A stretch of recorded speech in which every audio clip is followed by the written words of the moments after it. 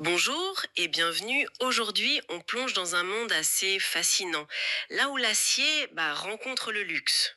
Oui, et où la tradition maritime se marie avec la communication la plus moderne. Exactement.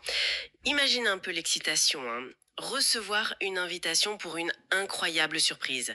C'est ce qui est arrivé à Costi, l'ambassadeur de MSC Croisière. Ah oui, une sacrée chance. Une invitation qui lui ouvre les portes d'un lieu mythique et normalement inaccessible, les chantiers de l'Atlantique. Rien que ça. Donc notre exploration aujourd'hui, elle porte sur cette invitation très très spéciale.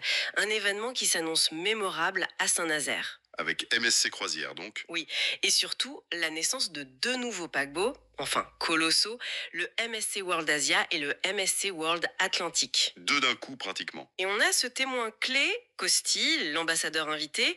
Pour cette analyse, on se base sur quoi, Sam? Ben, sur le programme détaillé et sur sa réaction très enthousiaste, telle qu'elle a été partagée. D'accord. L'objectif, c'est d'aller un peu plus loin que l'annonce, de comprendre ce que ça révèle sur l'industrie de la croisière aujourd'hui, sur l'excellence de la construction navale. Et sur les stratégies de communication aussi, j'imagine. Tout à fait.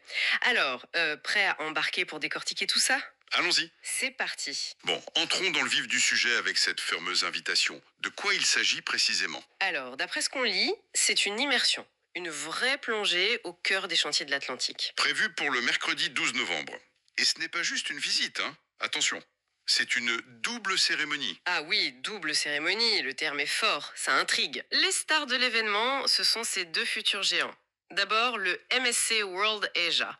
Il est présenté comme rien de moins que le futur fleuron de la flotte MSC. Fleuron, carrément.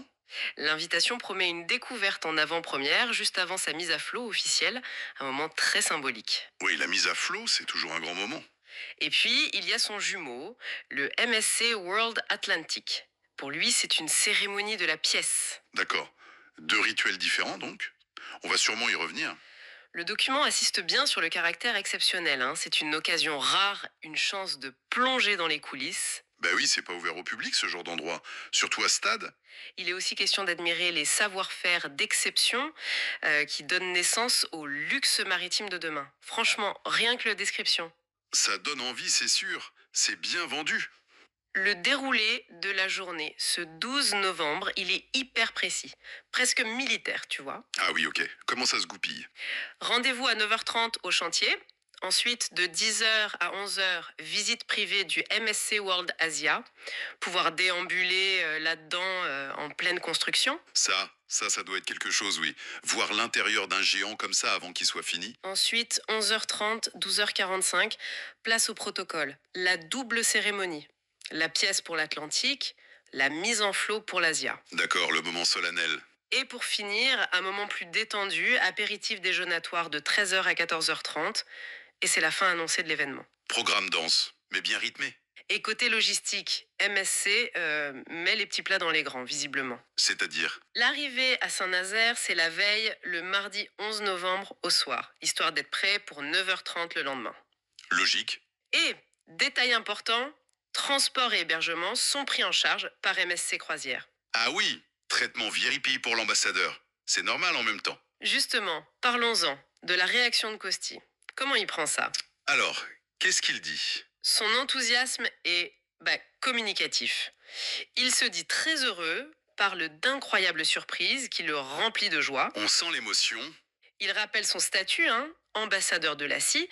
Ça donne du poids à sa présence là-bas. Bien sûr, c'est pas juste un invité lambda. Mais il pense déjà à l'après.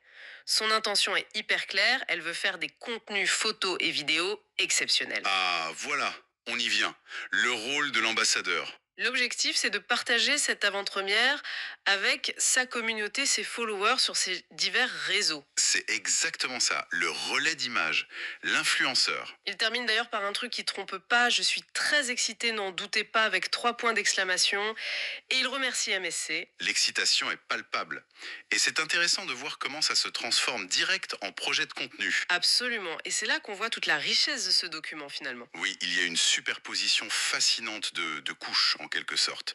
Le rituel maritime quasi ancestral, Oui. la prouesse industrielle technologique, et puis cette stratégie de communication digitale, quoi. C'est un sacré mélange. Si on prend les cérémonies, justement, la cérémonie de la pièce et la mise à flot, c'est quoi concrètement? Alors la cérémonie de la pièce, la coin ceremony pour l'Atlantique, c'est une très vieille tradition maritime. Vraiment. Ah oui? Ça consiste en quoi? C'est un rite porte-bonheur. Historiquement, on soudait ou on plaçait des pièces de monnaie dans la quille du navire au tout début de l'assemblage de la coque. D'accord. Un peu comme une première pierre pour un bâtiment? Un peu ça, oui. C'est un geste symbolique fort, ça marque une étape très précoce de la construction, et c'est censé porter chance au navire, à l'équipage. Même sur un navire ultra moderne comme ça. Exactement. Ça l'ancre dans une longue tradition. C'est ce mélange qui est intéressant. C'est fou ce mix entre high-tech et superstition ou tradition, on va dire. Est-ce que les gens y croient encore vraiment sur le chantier ou c'est plus pour le folklore? C'est une bonne question. Sûrement un peu des deux. Pour les plus anciens, ceux qui ont la culture maritime chevillée au corps, ça a encore un poids symbolique. Mhm. Pour les plus jeunes ingénieurs, c'est peut-être plus un marqueur culturel, un moment de cohésion, une façon de célébrer une étape. Oui, un rituel d'équipe. Voilà. Mais dans tous les cas, ça connecte le présent technologique au passé maritime. Et pour l'armateur comme MSC, c'est aussi un super moment de communication, chargé d'histoire. D'accord. Et la mise à flot pour le World Asia, alors, ça a l'air plus concret. Ah oui, totalement. La mise à flot, le float out, c'est un moment techniquement crucial et spectaculaire. C'est quand il touche l'eau? C'est exactement ça. C'est la toute première fois que la coque, assemblée dans la forme de construction, la cale sèche, rencontre l'eau. On remplit le bassin, Lentement, j'imagine. très progressivement oui, et le navire se met à flotter. Ensuite, il quitte cette cale pour aller à un quai d'armement où on continue la construction. Et ça valide que la coque est étanche, j'imagine. Entre autres, oui. C'est une étape majeure. Symboliquement, c'est un peu la naissance du navire. Waouh. C'est à la fois une prouesse d'ingénierie, faut imaginer la précision pour gérer ses masses, et un moment de fierté énorme pour les équipes. Assister aux deux le même jour pour deux navires frères. C'est ça qui est assez rare et symboliquement fort, oui. Une belle opération. On imagine l'ampleur. Et tout ça au chantier de l'Atlantique. Ce n'est pas n'importe quel endroit, vous disiez. Ah non, pas du tout. Saint-Nazaire, les chantiers de l'Atlantique, c'est pas juste un grand chantier, c'est vraiment l'un des leaders mondiaux pour les navires à passagers complexes. Comme c'est pas que bougeant. Exactement. C'est parmi les objets mobiles les plus complexes que l'homme construit. C'est l'héritier d'une longue histoire navale, mais c'est surtout un concentré d'innovation. D'où l'expression savoir-faire d'exception dans l'invitation. Ce n'est pas juste du marketing. Il y a très peu d'endroits au monde capables de sortir des navires de cette taille, de cette sophistication. C'est un atout industriel énorme pour la France. Et ces navires, alors, le MSC World Asia, qualifié de futur fleuron. Qu'est-ce que ça nous dit de la stratégie de MSC? Le mot fleuron, il n'est pas anodin. Ça suggère que ce n'est pas juste un navire de plus. Mais plutôt une nouvelle étape. Voilà, peut-être la tête de série d'une nouvelle génération ou une évolution majeure de la classe World. Et le luxe maritime de demain, ça pointe aussi vers une montée en gamme. D'accord. Le fait de lancer ces deux navires, Asia et Atlantique, quasi en même temps, ça montre l'ampleur de l'investissement. MSC veut accélérer l'expansion, la modernisation de sa flotte. C'est une démonstration de force. Mais pourquoi un tel investissement, surtout après les années un peu compliquées pour la croisière? C'est pas un pari risqué? C'est là qu'on voit la vision à long terme, si on replace ça dans le contexte global. Oui. La construction de paquebots comme ça, ce sont des investissements colossaux, des milliards d'euros pour une série. C'est énorme. Que MSC continue à commander et construire ces géants, ça montre une confiance profonde dans la résilience et la croissance du marché de la croisière, à long terme. Il parie sur l'avenir, en gros. Exactement, il parie que l'envie de ce type de vacances va non seulement revenir, mais croître une fois les turbulences passées. C'est un pari ancré dans l'acier et dans des contrats sur des années. Et c'est un signal fort pour la concurrence aussi. D'accord. Et cette confiance, cette vision, il faut la communiquer. Et c'est là qu'intervient toute la dimension marketing comme liée à cet événement. Et le rôle de Costi, l'ambassadeur, devient central. Absolument central dans cette stratégie, oui. On sent bien qu'il n'est pas juste là pour regarder. Son rôle de créateur de contenu est clé. Mais est-ce que ce type de marketing d'influence, ça marche vraiment pour un produit aussi spécifique et cher qu'une croisière sur un géant comme ça? C'est une bonne question. Et l'efficacité, elle se mesure pas pareil que pour un produit de tous les jours. C'est pas pour déclencher une vente immédiate. Pas forcément. C'est plus pour construire de la notoriété, de l'image, du désir, sur la durée. Costi, il apporte une touche d'authenticité, d'enthousiasme personnel. Ça peut être plus engageant qu'une pub classique. Il traduit l'expérience exclusive en récit pour sa communauté. Voilà, sa mission c'est ça. Transformer cette expérience, être sur le chantier, voir le navire naître, en photo, en vidéo, captivante pour ses followers, qui sont sûrement déjà intéressés par les croisières, donc une audience qualifiée. L'objectif pour MSC, c'est donc d'utiliser cet événement industriel, normalement fermé, pour créer du contenu insider. C'est ça. Une avant-première digitale. On joue sur l'exclusivité. Regardez ce que personne d'autre ne voit. Et sur la passion de l'ambassadeur pour créer de l'enthousiasme autour des futurs navires. Bien avant leur mise en service. Exactement. C'est du storytelling de marque.